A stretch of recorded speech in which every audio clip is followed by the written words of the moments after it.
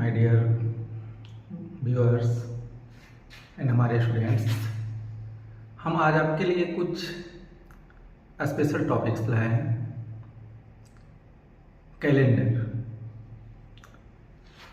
Calendar का गणना के बारे में हमें थोड़ी सी जानकारी होनी चाहिए।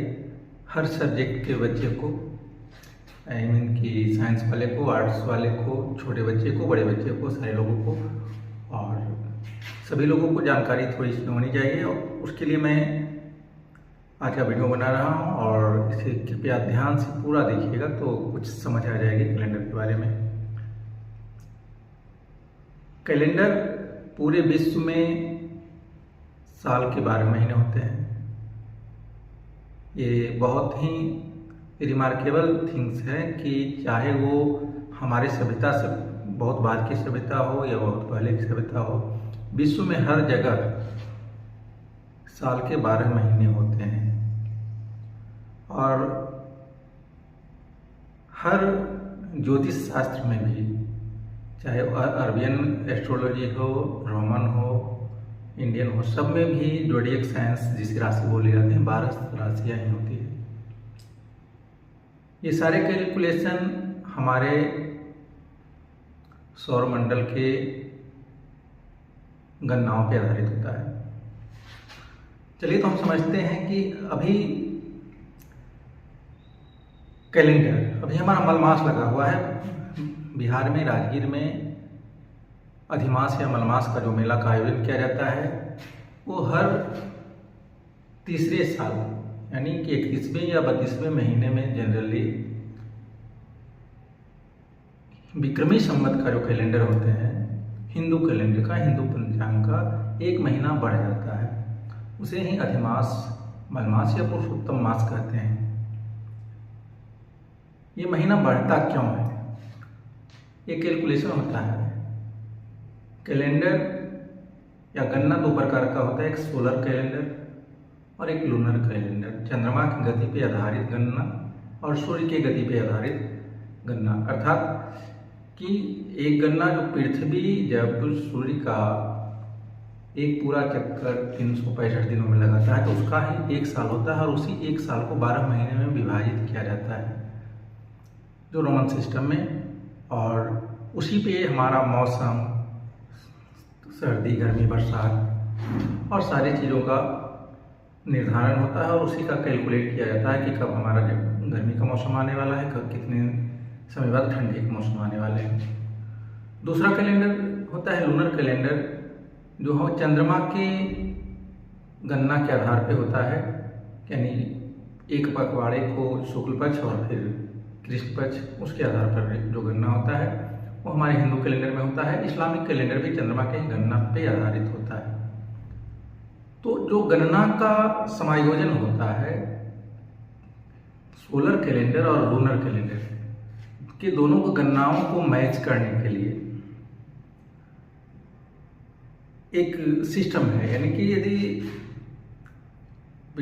हिंदू कैलेंडर विक्रमी संवत की बात करें तो साल का 354-55 दिन होते हैं।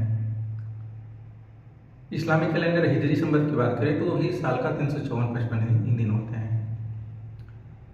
और जबकि कंप्लीट 1 ईयर के लिए 365 दिन, ये 15 घंटे कुछ मिनट्स होते हैं। तो ये रोमन कैलेंडर में उसी 15 घंटे कुछ मिनट को सही करने, 365 दिन 6 घंटे कुछ मिनट होते हैं। तो 365 दिन 6 घंटे कुछ मिनट्स को के लिए कैलकुलेट करने के लिए हर चौथे साल रोमन कैलेंडर में, ग्रेगोरियन कैलेंडर में लीप ईयर होता है, जो मैच करके पृथ्वी का गति को, टाइमिंग को, शेड्यूल को सही करते हुए एक लीप ईयर हर चौथे साल जोड़ दिया जाता है। और फिर हमारा कैलकुलेशन जो है पृथ्वी के रोटेशन पे फिट बैठ जाता है। उसी प्रकार हिंदू कैलेंडर में विक्रमी संवत में हर तीसरे साल एक महीना धर्म के पर आधारित होकर के धार्मिक अनुष्ठान को करते हुए उसकी बहुत सारी और कुछ भी मान्यताएँ हैं जो धर्मगुरु ही बता सकते हैं। और हम सोलर कैलेंडर और लूनर कैलेंडर को बैलेंस करते हैं, एक दूसरे से मैच करते हैं। यदि ऐसा नहीं होगा तो हर 5 साल के बाद 5 महीने का डिफरेंस हो जाएगा। तो हमारा सीजन, अभी हम समझ रहे हैं कि अभी ये सीजन तो 4 महीने का होता है, 5 साल के बाद सीजन 4 महीना बैक आ जाएगा। बैक आ जाएगा तो सारा जो कैलकुलेशन है अनबैलेंस हो जाएगा। हम समझेंगे कि चैत में गर्मी होना चाहिए तो चैत में भयानक बरसात हो जाएगा। इस चीज़ों को मैच करने के लिए ही हर साल, हर तीसरे साल मलमास का आयोजन किया जाता है। और फिर हमारा कैलकुलेशन 1 महीने को, वो बीच वाले महीना का जो मलमास का महीना होता है उसे कैलकुलेट नहीं करते हैं और फिर हमारे कैलेंडर को, लूनर कैलेंडर को और सोलर कैलेंडर को मैच करने में आसान होता है।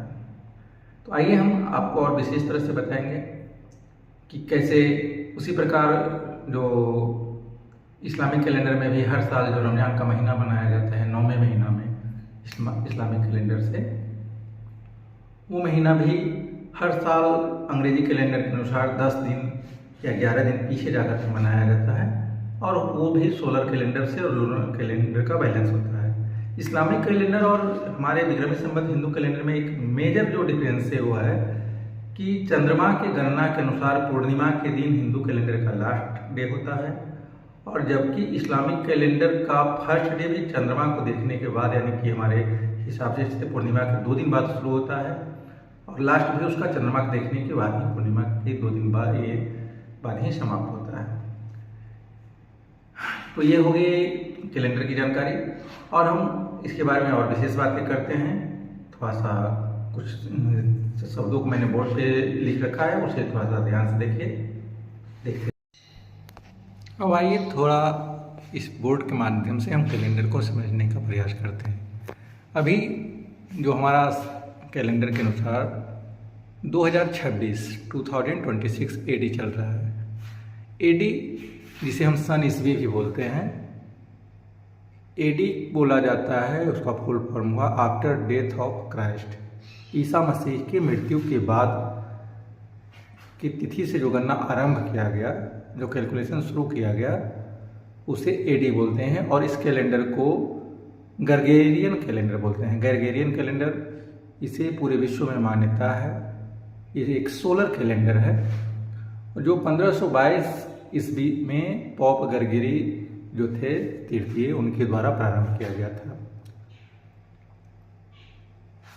जबकि आज यदि हम विक्रमी संवत की बात करें तो विक्रमी संवत जिसके अनुसार हमारे पर्व त्यौहार हिंदुओं का मनाया जाता है 2083 है और 2083 विक्रमी संवत 57 BC यानी 57 साल इस ईसा पूर्व, ईस्वी पूर्व से चलाया गया था। BC का मतलब होता है बिफोर क्राइस्ट। यदि हम कहते हैं 1 BC, कोई इसका मतलब कि 2026 से 1 साल पहले। 57 BC मतलब 2026 जो आज का डेट चल रहा है उससे 57 साल पहले हमारा विक्रमी संवत का कैलकुलेशन आरंभ कर गया था। इसे महाराजा विक्रमादित्य के द्वारा चलाया गया था। उन्होंने एक विजय उत्सव के दिन इस कैलेंडर को प्रारंभ किया था, विजय उत्सव के अवसर पर। अब आते हैं हमारा राष्ट्रीय कैलेंडर। हमारा राष्ट्रीय कैलेंडर जो हिंदू कैलेंडर है उसे शक संवत बोला जाता है और ये शक संवत का कैलकुलेशन 78 AD यानी 78 ईस्वी से प्रारंभ हुआ और वो हमारा राष्ट्रीय कैलेंडर है। इसे हमारे देश में 15 मार्च 1957 को शक संवत को राष्ट्रीय कैलेंडर के रूप में एडॉप्ट किया गया। ये है कैलेंडर के बारे में। थोड़ा सा और जानते हैं कैलेंडर को ही। एक ग्रेगोरियन कैलेंडर जो एक सोलर कैलेंडर है। इस सोलर कैलेंडर 365 दिन का होता है। ग्रेगोरियन कैलेंडर उसमें हर एक चौथे साल लीप ईयर के रूप में फरवरी का महीना 29 दिन का हो जाता है और ये हमारा जो पृथ्वी का जो घूमने की कैलकुलेशन है, गणना है, जो 366 दिन में कंप्लीट करता है, उसके अनुसार ये हम बैलेंस करते हैं ग्रेगोरियन कैलेंडर। ग्रेगोरियन कैलेंडर को ही एडी कैलेंडर वैसे भी बोला जाता है। अब आते हैं फिर 12 महीने का ही होता है विक्रमी संवत, जिसके बारे में हमने अभी देखा कि विक्रमी संवत जो है 57 BC से शुरू हुआ था। विक्रमी संवत को ही में ही मलमास, हर एक तीसरे साल मलमास लगाया जाता है, जो हमारे लूनर कैलेंडर को सोलर कैलेंडर के कैलकुलेशन से बैलेंस करने के लिए किया जाता है और इसे धार्मिक मान्यता दिया गया है। ठीक वैसे ही इस्लामिक कैलेंडर है हिजरी संवत। हिजरी संवत 622 ईस्वी से शुरू हुआ, 62 AD से, यानी 62 AD में ही मोहम्मद पैगंबर ने इस्लाम धर्म का स्थापना किया था और वो मक्का से मदीना गए थे। उसी अवसर पे ये हिजरी संवत कैलेंडर स्टार्ट हुआ और इसे इस्लामिक कैलेंडर के रूप में पूरे विश्व में मान्यता है। इसमें भी 300 साल के 354 से 55 दिन होते हैं और हिंदू कैलेंडर में भी साल में 354 से 55 दिन ही होते हैं। दोनों में अंतर यह है कि ये पूर्णिमा के बाद, पूर्णिमा को महीना का अंत दिन मानते हैं हमारे हिंदू कैलेंडर, जिस दिन फुल मून होते हैं, और जबकि फर्स्ट डे जो चांद दिखता है, जो जनरली द्वितीया को होता है, वो पूर्णिमा के 2 दिन बाद या अमावस्या के 2 दिन बाद वाले दिन को ही इस्लामिक कैलेंडर पहला दिन मानता है और अंतिम दिन मानता है। और इसी आधार पे लूनर कैलेंडर को सोलर कैलेंडर से मैच करने के लिए इस्लामिक कैलेंडर में हर साल 9वां महीना में जो रमज़ान होता है, अंग्रेजी कैलेंडर के तुलना में आपका 2 से 10 दिन और 11 दिन बैक होते रहता है। ये हो गया कैलेंडर का गणना। तो हमेशा ध्यान रखिए कैलेंडर ईस्वी सन कैसे, उसका मान्यता क्या है, वो हमारे हिस्टोरिकल कैलकुलेशन में, ज्योग्राफिकल कैलकुलेशन में इसका बहुत वैल्यू है। इसलिए हमेशा हम लोग कैलेंडर को जानते रहेंगे, समझे रहेंगे। हमारे छोटे बच्चे से लेकर के बड़े बच्चों के लिए, यानी कि मिडिल स्कूल के विद्यार्थी से लेकर के इसे कॉलेज के विद्यार्थियों तक इसकी जानकारी होनी चाहिए। फिर आगे मिलेंगे कभी। नमस्कार, धन्यवाद।